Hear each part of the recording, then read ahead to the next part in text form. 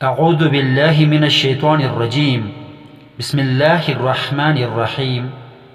محترم ناظرین کرام، اس قرآنی چینل تعلم القرآن یعنی قرآن سیکھیے میں محمد عالم ہنزائی کی جانب سے آپ تمام کی خدمت میں السلام علیکم ورحمۃ اللہ وبرکاتہ۔ شب معراج رسول سے متعلق آپ سب نے بہت کچھ تو ضرور سن لیا ہوگا۔ کیا آپ کے علم میں یہ بات بھی آئی ہوئی ہے کہ آن حضرت محمد مصطفیٰ صلی اللہ علیہ وآلہ وسلم نے دوران معراج عرش اعلیٰ پر اللہ کے حضور میں کتنا عرصہ گزارا ہوگا؟ کیا آپ جانتے ہیں کہ محمد رسول اللہ کے زمانے میں ہدایت و تبلیغ اور اشاعت دین کا طریقہ کار کیا تھا جسے ظاہر ہونے نہیں دیا گیا ہے؟ نیز کیا آپ جاننا چاہتے ہیں کہ دوران سفر معراج آن حضرت صلی اللہ علیہ وسلم اکیلے تھے یا آپ کے ساتھ آپ کا کوئی ساتھی بھی عرش اعلیٰ پر موجود تھے؟ ان تمام راز کی باتوں کو سمجھنے کے لیے اس ویڈیو کو مکمل طور پر انہماک اور خصوصی غور و فکر کے ساتھ دیکھنا ہوگا۔ تو آئیے ناظرین شروع کرتے ہیں۔ احادیث مبارکہ اور کئی معتبر روایات کے مطابق واقعہ معراج دوران شب پیش آیا، جو بظاہر لمحہ بھر کا مگر بے باطن ایک عرصے پر محیط تھا۔ جب آن حضور صلی اللہ علیہ وآلہ وسلم کی جسمانی عمر مبارک کے آخری لمحات آئے تو بے حکم خداوندی ملک الموت یعنی موت کا فرشتہ حضرت عزرائیل علیہ السلام آپ صلی اللہ علیہ وسلم کی خدمت اقدس میں حاضر ہوتے ہیں اور آپ سے روح قبض کرنے کی اجازت طلب کرتے ہیں، تو پیغمبر آخر الزمان فرماتے ہیں: اے میرے حبیب، میں نے اپنے پروردگار سے تو 90 سال کی عمر مانگی تھی اور میرے خالق و مالک نے میری التجا قبول بھی فرمائی تھی، ابھی تو میری عمر 63 سال کی ہے۔ حضرت عزرائیل علیہ السلام نے فرمایا: کذالک یا رسول اللہ، یعنی جی ہاں اسی طرح ہی ہے اے اللہ کے رسول۔ نیز عزرائیل علیہ السلام عرض کرتے ہیں کہ یا حبیب اللہ، آپ کی عمر کے 27 سال دوران معراج عرش معلیٰ پر گزر چکے ہیں اور اللہ یہ نہیں چاہتا کہ اس تکلیف دہ دنیا میں اپنے حبیب کو مزید تکالیف جھیلنی پڑیں۔ اب ناظرین کرام ذہن نشین کر لیجئے گا کہ آن حضرت کو کل عنایت شدہ عمر 90 سال کی تھی، انہی میں سے دوران معراج گزرے 27 سال، فرش خاکی پر گزارے گئے 63 سال۔ اب زمانہ رسالت میں تبلیغ و اشاعت دین کا شجرہ کار کہ وہ کچھ یوں تھا: اللہ تبارک و تعالی فقط ارادہ فرماتا، اس ارادے کی تعمیل میں القلم پیغام الہیہ یعنی وحی خداوندی کو لوح محفوظ پر رقم فرماتا، اور اللہ کا پیغام رساں فرشتہ حضرت جبرائیل علیہ السلام اس وحی خداوندی کو محمد یعنی ناطق رسول تک پہنچانے کا کام سر انجام دیتے۔ یہی رسول یا ناطق سب سے پہلے اپنے وزیر، وصی اور آئندہ نظام ہدایت کے اساس یعنی حضرت مولا علی علیہ السلام کو وحی خداوندی سے آگاہ فرماتے۔ تبھی تو مولا علی علیہ السلام نے فرمایا: میں ہر آیت کے بارے میں جانتا ہوں کہ کون سی آیت کہاں نازل ہوئی، پہاڑ پر یا میدان میں، دن کے وقت نازل ہوئی یا رات میں، اور کس کے بارے میں نازل ہوئی، وغیرہ وغیرہ۔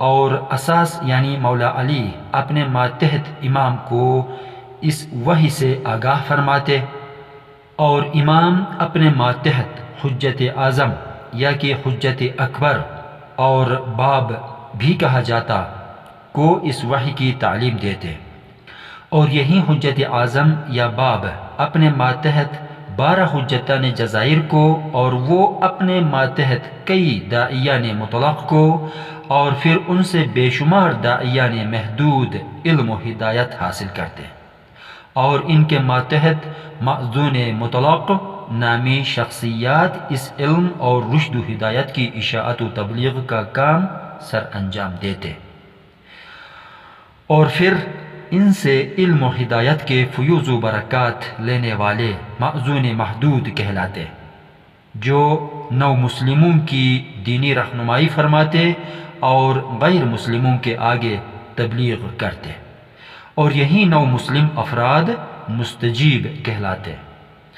پس زمانہ رسالت میں اور بعد میں بھی تبلیغ اور اشاعت دین کا نظام اسی طرح چلتا۔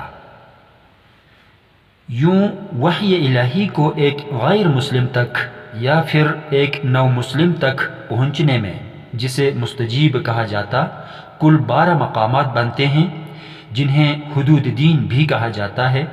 سب سے نچلی اور پہلی حد جسے 1 نمبر پر رکھا جاتا ہے، یہی مستجیب ہی ہے۔ دوسرے نمبر پر جو اس سے افضل حد یعنی مقام ہے، وہ بیان ہوا کہ مأذون محدود۔ تیسرے نمبر پر افضل مأذون مطلق کا مقام آتا ہے، چوتھا داعی محدود، پانچواں داعی مطلق، چھٹا حجت جزیرہ، ساتواں حجت اکبر یا باب، آٹھواں امام، نواں اساس یعنی وزیر اور وصی، 10واں رسول جنہیں ناطق کہا جاتا، 11واں لوح محفوظ، 12واں القلم یعنی قلم الہی۔ اب ایسا نہیں کہ ان کے بعد اللہ ان کا 13واں ہوگا، جی نہیں، ہرگز نہیں۔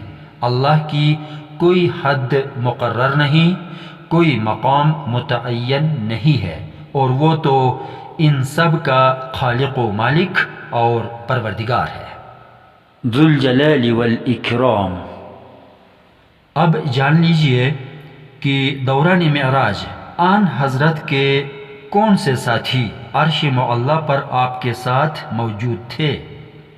اس کا صحیح جواب ان مذکورہ جات میں ہی موجود ہے، اور وہ اس طرح کہ آن حضرت کو کل کتنی عمر دی گئی تھی؟ جی ہاں، بیان ہوا 90 سال۔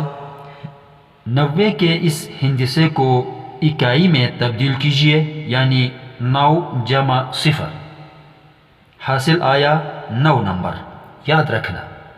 اور ہم اس وقت یہ جواب ڈھونڈ رہے ہیں کہ رسول اللہ کے ہمراہ عرش اعلیٰ پر دوران معراج اور کون موجود تھے؟ رسول اللہ نے ظاہری عمر کتنی پائی؟ جی ہاں، 63 سال۔ اکائی میں تبدیل کیجئے، یعنی 6 جمع 3، حاصل آیا 9 نمبر، یاد رکھنا جی۔ ملک الموت کے مطابق آن حضور نے دوران معراج عرش پر کتنے سال گزارے تھے؟ جی ہاں، 27 سال۔ 27 کے ہندسے کو اکائی میں تبدیل کریں، یعنی 2 جمع 7 برابر ہیں 9 کے، یاد رکھیے گا۔ ان 27 سالوں کے کل کتنے مہینے بنتے ہیں؟ ایک سال میں 12 مہینے ضرب 27 سال، جواب آتا ہے 324 مہینے۔ اسے اکائی میں یعنی بنیادی ہندسوں میں کنورٹ کیجئے، 3 جمع 2 جمع 4، حاصل آیا 9 نمبر، یاد رکھیے گا۔ آن حضور نے عرش اعلیٰ پر ان 324 مہینوں میں کل کتنے دن گزارے؟ ایک مہینے کے 30 دن ضرب 324 مہینے، جواب آیا 9720 دن۔ ان سے بننے والا بنیادی ہندسہ 9 جمع 7 جمع 2 جمع 0 برابر ہے 18۔ چونکہ یہ ہندسہ بنیادی اکائی نہیں، لہٰذا 1 جمع 8 برابر ہے 9، یاد رکھیے گا۔ اب ان 9720 دنوں میں رسول اللہ نے عرش پر کتنے گھنٹے گزارے؟ ایک دن کے گھنٹے 24، ضرب 9720 دن، جواب آتا ہے 2,33,280 گھنٹے۔ اس ہندسے کو اکائی تک لے جائیں، یعنی 2 جمع 3 جمع 3 جمع 2 جمع 8 جمع 0، حاصل آیا 18، اور 18 سے حاصل آیا 9 نمبر۔ اب تو یاد رکھا ہی ہوگا۔ اور آن حضور صلی اللہ علیہ وآلہ وسلم نے معراج پر منٹس کتنے گزارے؟ 1 گھنٹے میں کل منٹس 60 ضرب 2,33,280 گھنٹے، تو جواب آتا ہے 1,39,96,800 منٹس۔ اس ظاہری دنیا میں وقت کے حساب کتاب کی بنیادی اکائی یعنی سیکنڈ کے حساب سے کتنی بنیادی زمانی اکائیاں یعنی سیکنڈز گزاری؟ 1 منٹ کے کل سیکنڈز یعنی 60 ضرب 1,39,96,800 منٹس۔ اس سے جواب آیا 83,98,08,000 سیکنڈز۔ ان کا بنیادی اکائی کا نمبر بنائیے۔ 8 جمع 3 جمع 9 جمع 8 جمع 8، جواب 36 آیا، اور 36 سے حاصل آیا اکائی کا نمبر 9۔ بس رسول اللہ کی عرشی و فرشی دونوں زندگیوں میں آپ کے ساتھ رہنے اور آپ کا ساتھ دینے والا مذکورہ بالا حدود دین میں 9واں ہے، 9 نمبر پر ہے۔ اگر یاد نہیں رہا تو پھر سے دیکھیے۔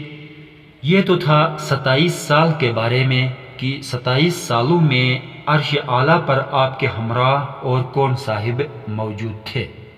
90 اور 63 سالوں کے بارے میں آپ خود حساب نکال لیجئے اور جان لیجئے راز کی بات۔ آئندہ بھی ایسی ہی علمی اور معلوماتی ویڈیوز کے لیے اس چینل کو ضرور سبسکرائب کریں۔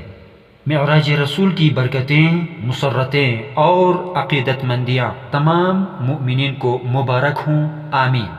اللہ حافظ و ناصر، والسلام علیکم ورحمۃ اللہ وبرکاتہ۔